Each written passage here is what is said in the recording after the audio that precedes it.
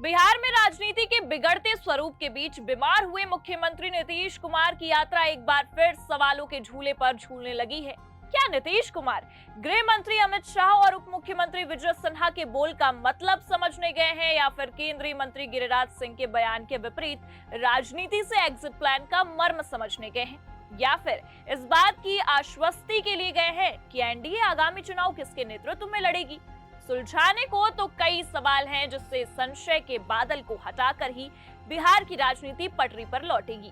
अब आपको बता दें कि मुख्यमंत्री नीतीश कुमार की मुजफ्फरपुर और वैशाली जिलों की प्रगति यात्रा रद्द करते ही बिहार की राजनीति काफी गर्मा गई है। वहीं जब नीतीश कुमार दिल्ली यात्रा पर निकले तो एनडीए की राजनीति कई सवालों के घेरे में आ गई। ये माना जा रहा है कि नीतीश कुमार के इस 2 दिवसीय यात्रा का मुख्य मकसद एनडीए की राजनीति में मंडरा रहे संशय के बादल का सच जानना था। अब इसे संयोग कह ले कि पूर्व प्रधानमंत्री डॉक्टर मनमोहन सिंह के निधन से दुखी परिवार को सांत्वना देने के लिए दिल्ली जाना जरूरी भी था। नमस्कार, आप देखना शुरू कर चुके हैं 4 PM न्यूज नेटवर्क और मैं हूं आपके साथ प्रगति ठाकुर। दोस्तों, अमित शाह के बयान के बाद से ही बिहार की राजनीति में तूफान मचा हुआ है। आपको बता दें कि अमित शाह के एक बयान ने नहीं बल्कि 2 बयान ने बिहार की राजनीति में तूफान मचा दिया है।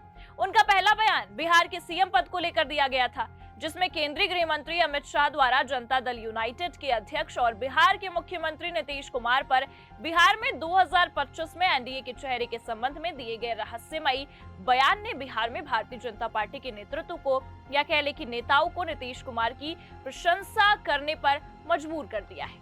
अब आपको बता दें कि शाह के बयान से कथित तौर पर नीतीश कुमार निराश हो गए हैं, जिसके कारण भाजपा नेता जेडीयू नीत राष्ट्रीय जनतांत्रिक गठबंधन को मनाने में जुटे हैं। अब आपको यहाँ भी बता दें कि इस महीने की शुरुआत में एक समाचार चैनल को दिए साक्षात्कार के दौरान जब एंकर ने अमित शाह से पूछा कि क्या भाजपा बिहार में नीतीश कुमार को आगे रखेगी या महाराष्ट्र मॉडल का अनुसरण करेगी, तो उन्होंने नीतीश कुमार के बारे में कोई स्पष्ट जवाब नहीं दिया। और इस सवाल का जवाब देते हुए अमित शाह ने कहा था कि ऐसे कार्यक्रम में पार्टी के नीतिगत फैसले की घोषणा नहीं की जाती है। मैं भाजपा का अनुशासित कार्यकर्ता हूं और संसदीय बोर्ड ही फैसला लेगा। जब हम साथ बैठेंगे तभी फैसला लेंगे। वहीं अमित शाह के इस बयान ने बिहार में राजनीतिक बहस छेड़ दी है। इसके बाद एक भाजपा नेता नीतीश कुमार को 2025 के विधानसभा चुनाव में मुख्यमंत्री पद के चेहरे के रूप में पेश करने लग गए। वहीं अमित शाह के बयान के बाद नीतीश कुमार स्वास्थ्य कारणों का हवाला देते हुए 2 दिवसीय बिहार बिजनेस कनेक्ट 2024 कार्यक्रम में शामिल भी नहीं हुए, जिसमें हाई प्रोफाइल समिट में 1 करोड़ 8 लाख के समझौता ज्ञापन पर हस्ताक्षर किए गए थे। इस समिट में अडानी समूह सहित प्रमुख कंपनियों ने हिस्सा भी लिया था। हालांकि दोनों उप मुख्यमंत्री सम्राट चौधरी और भाजपा के विजय कुमार सिन्हा कार्यक्रम में शामिल हुए। नीतीश कुमार 20 दिसंबर के कार्यक्रम में शामिल नहीं हुए, जिसमें वे निवेशक शिखर सम्मेलन के मुख्य अतिथि थे। लेकिन उन्होंने नालंदा का अपना दौरा भी रद्द कर दिया, जहां उन्हें राजगीर में मगध सम्राट जरासंध की प्रतिमा का अनावरण करना था। अब यहां आपको बता दें कि पिछले रिकॉर्ड को देखें तो ये देखा गया कि जब भी नीतीश कुमार गठबंधन सहयोगियों से नाखुश होते हैं तो वे चुप हो जाते हैं। और 21 दिसंबर को जेडीयू ने सोशल मीडिया प्लेटफॉर्म एक्स पर एक संदेश भी पोस्ट किया था। नीतीश है सबके फेवरेट, जिसको लेकर ऐसा माना जा रहा है कि ये पोस्ट बीजेपी के लिए संदेश था कि विपक्षी राष्ट्रीय जनता दल समेत अन्य पार्टी भी नीतीश को नेता के तौर पर स्वीकार करने के लिए उत्सुक है। वहीं अमित शाह का दूसरा बयान बाबा साहेब अम्बेडकर को लेकर था। बता दें कि विवाद की शुरुआत 17 दिसंबर को अमित शाह के संसद में दिए गए एक भाषण के बाद हुई। राज्यसभा में संविधान पर चर्चा के दौरान बोलते हुए केंद्रीय गृह मंत्री जवाहरलाल नेहरू की कैबिनेट से अंबेडकर के इस्तीफे के बारे में बात कर रहे थे। करीब 1.5 घंटे की स्पीच में 1 घंटा 7 मिनट के आसपास अमित शाह ने कहा कि अभी एक फैशन हो गया है अंबेडकर अंबेडकर अंबेडकर अंबेडकर। इतना नाम अगर भगवान का लेते तो 7 जन्मों तक स्वर्ग मिल जाता। और उन्होंने कांग्रेस पार्टी पर हमला करते हुए कहा कि हमें तो आनंद है कि अंबेडकर का नाम लेते हैं। अंबेडकर का नाम अभी 100 बार ज्यादा लो, परंतु अंबेडकर जी के प्रति आपका भाव क्या है ये मैं बताता हूँ। अंबेडकर जी को देश की पहली कैबिनेट से इस्तीफा क्यों दे दिया? गृह मंत्री अमित शाह ने आगे कहा कि उन्होंने कई बार कहा कि वो अनुसूचित जातियों और जनजातियों के साथ होने वाले व्यवहार से असंतुष्ट है। उन्होंने सरकार की विदेश नीति से असहमति जताई थी, अनुच्छेद 370 से भी सहमत नहीं थे।